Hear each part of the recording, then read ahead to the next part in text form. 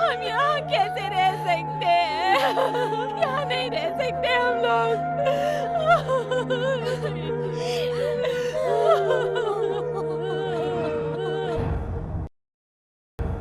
Police किस बात पर?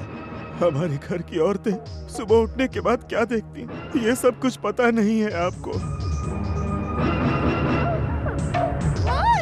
कुछ समझ में नहीं आता कि हम लोग उस घर में कैसे रहे।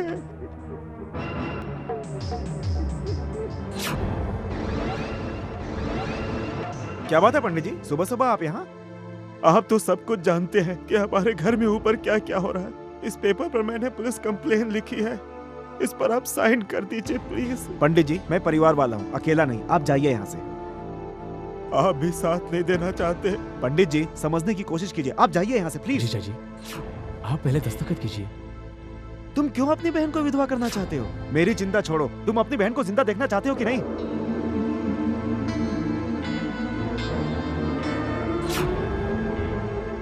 पंडित जी, पहले आप जाइए यहाँ से। मेरे घर में आग लगी हुई है और सब लोग खड़े होकर तमाशा देख रहे हैं। एक दिन सबके घर में आग लगेगी, फिर सब लोग देखना। बचाना अपने आप को, कोई बचा नहीं पाएगा अपने आप को। मैं अकेला पुलिस स्टेशन जा रहा हूँ, देखता हूँ क्या नहीं होता है।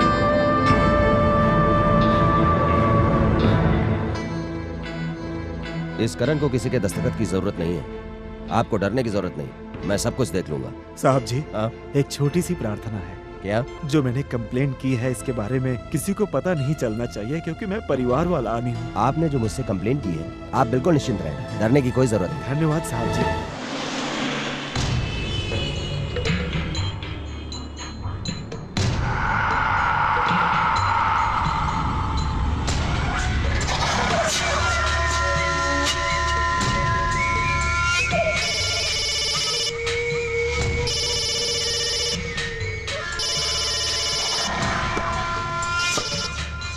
क्या रे? दुर्गा कॉलोनी में आप रंडी खाना चला रहे हैं ना, उस घर के नीचे एक पंडित रहता है ना? हाँ रे, एक पागल बूढ़ा है। उस पागल बुड्ढे ने आपके खिलाफ कंप्लेन लिखवाई है।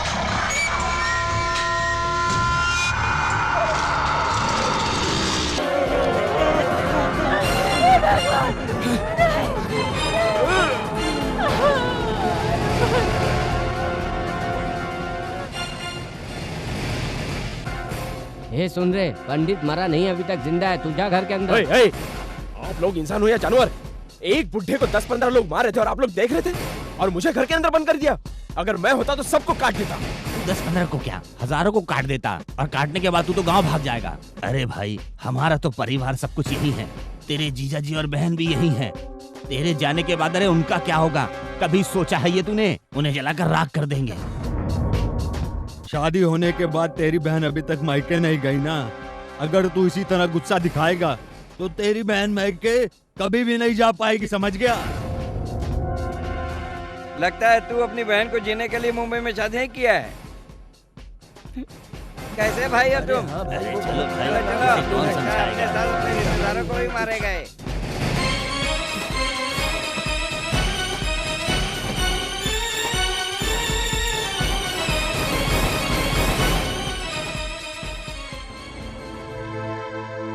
जीजा जी, जैसे सोचा था मुंबई वैसा नहीं है। चलिए हम गांव चले जाते हैं। गांव में मुंबई जैसी सुविधा तो नहीं है, लेकिन वहां शांति ही शांति है। चलिए हम गांव चलते हैं। शिवदत्त, मैं कॉलेज में कैंटीन चला रहा हूँ। उधर कितना डिपॉजिट किया है पता है? 3 लाख रुपए। इस घर को मैंने लोन लेकर बनाया है। उस लोन को भरने के लिए 2 साल चाहिए। मानो अगर ये सब छोड़कर मैं चला जाता हूँ तो मेरी इतनी दिनों की मेहनत मिट्टी में मिल जाएगी।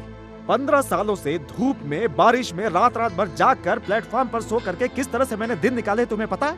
अपने हाथों से अपनी जिंदगी बनाई है मैंने, और आप कहते हैं छोड़कर वापस चलूं? मेरे लिए सब कुछ इधर ही है। आपकी हरकतें देखकर मुझे यही लगता है कि आपको यहाँ नहीं रहना चाहिए। ये जगह मेरे जैसे साधारण लोगों के लिए है। आप चाहते हैं कि आपकी बहन खुशी से रहे ना? चिंता मत कीजिए, आप जितना समझते हैं उससे ज्यादा खुश रखूंगा मैं उसे। ये मेरा वादा है आपसे। आप उसकी चिंता छोड़िए और वापस जाइए यहाँ से। ज्यादा दिमाग लगाने की जरूरत नहीं है आपको, समझ गए?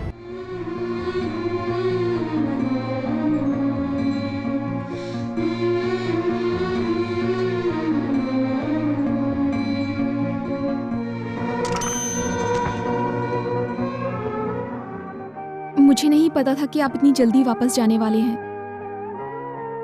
मैं शिरडी से आपके लिए ये कड़ा लेकर आई हूँ, जिससे कि आपका गुस्सा कम हो जाए। आपका गुस्सा कम हो या ना हो, लेकिन मेरी याद कम नहीं होनी चाहिए।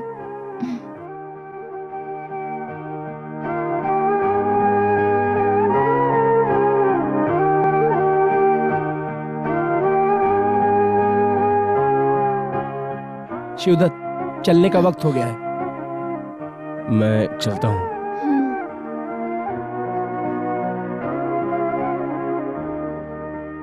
मेरी बहन का ख्याल रखना, क्योंकि यहाँ मेरी माँ भी नहीं है। चलता हूँ।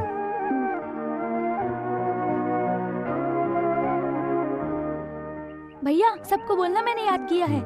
चलता हूँ। ठीक है भैया, दादी माँ से भी कहना। हाँ।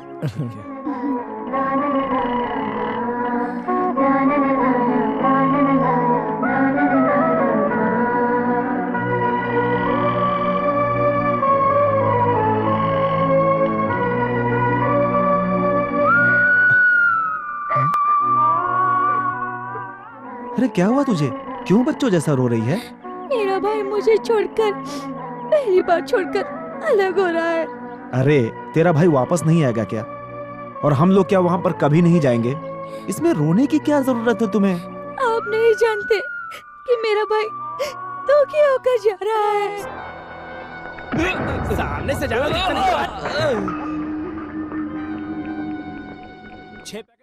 6 पैकेट सिगरेट जल्दी से दे, चल। आपका उधार 6000 हो चुका है। आप हमेशा उधार लेते रहते हो, पहले पैसा दे दो ना प्लीज। अबे पैसा किससे मांग रहा है? जानता नहीं मैं कौन हूँ? किससे बात कर रहा तू? हाँ? बताऊं क्या तुझे? प्रिंसिपल आ रहा है। Sir good morning. Good morning. चलो। मालिक, अगर ऐसा ही होता रहा तो हम कैंटीन नहीं चला सकते। आप तुरंत प्रिंसिपल को कंप्लेंट करो।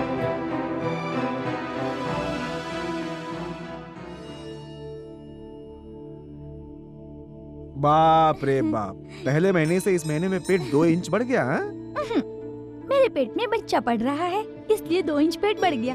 मगर आपका पेट तो देखो, मेरे पेट से 4 इंच बढ़ गया है। माप लेती हूँ। आती हूँ।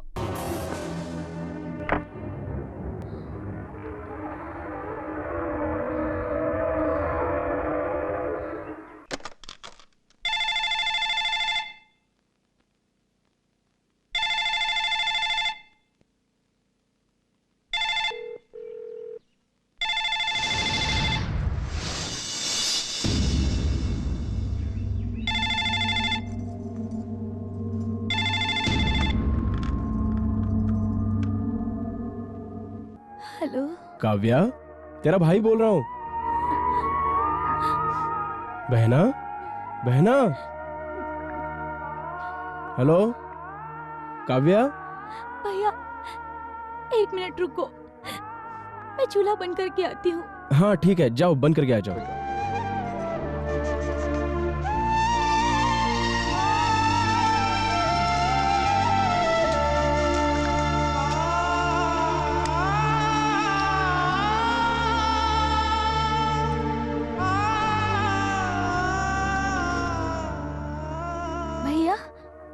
बोलो भैया। काव्या, तू खुश है ना? मैं खुश हूँ। और जीजा जी कैसे हैं? वो भी ठीक है। और तू डॉक्टर के पास गई थी? डॉक्टर को दिखाया ना। काव्या, वहाँ कोई तकलीफ तो नहीं है ना?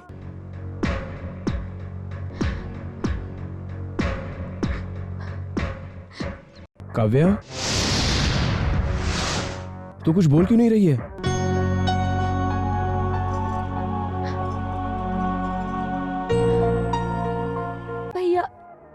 यहाँ कोई तकलीफ नहीं है मुझे। तुम्हारे दिमाग में वही बात घूम रही है। तुम चिंता मत करो, मैं यहाँ खुश हूँ। यहाँ पर कोई तकलीफ नहीं है। तुम बिल्कुल चिंता मत करना। फोन रखती हूँ भैया। आज त्योहार है तो अपना कारखाना मंदिर जैसा लग रहा है। शिवदत्त, मैं जो नहीं चाहता था वही हो गया। क्या कह रहा है तू? मेरे समझ में नहीं आ रहा, मैं कैसे बताऊं? हे, जल्दी बता क्या हुआ। मैं कैसे बताऊं, मेरा दिल बहुत दुखी हो रहा है। हे, बता ना जल्दी। तुम खुद ही पढ़ लो।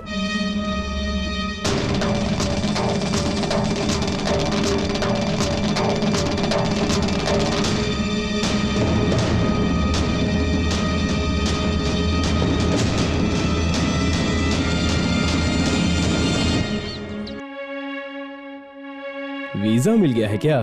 वीजा नहीं आना था मगर आ गया। मेरा बाप पैसा भरकर वीजा लेकर आ गया। वो नहीं चाहता कि मैं आ रहा हूँ। सुनो बेटा, अगर बच्चे लोग कमाएंगे तो माँ बाप को सुख मिलेगा।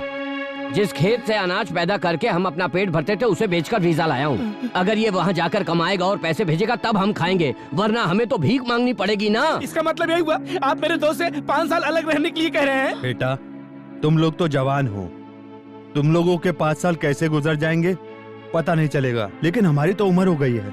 इन 5 सालों में हमारा क्या होगा पता नहीं।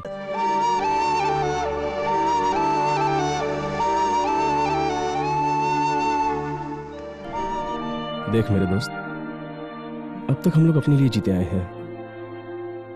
अब हम अपने जीवन के 5 साल अपने माँ बाप के लिए जिएंगे। कब जा रहे हो? 22 तारीख को माँ जी, मुंबई के लिए आज ही निकलना होगा।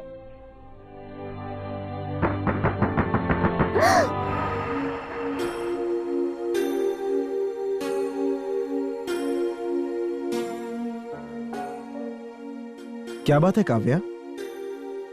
कोई दरवाजा खटखटा रहा है। तुम हमेशा वही सोचती रहती हो। मैंने प्रिंसिपल से कंप्लेन वापस ले ली है। अब कोई गुंडा हमें तंग नहीं करेगा।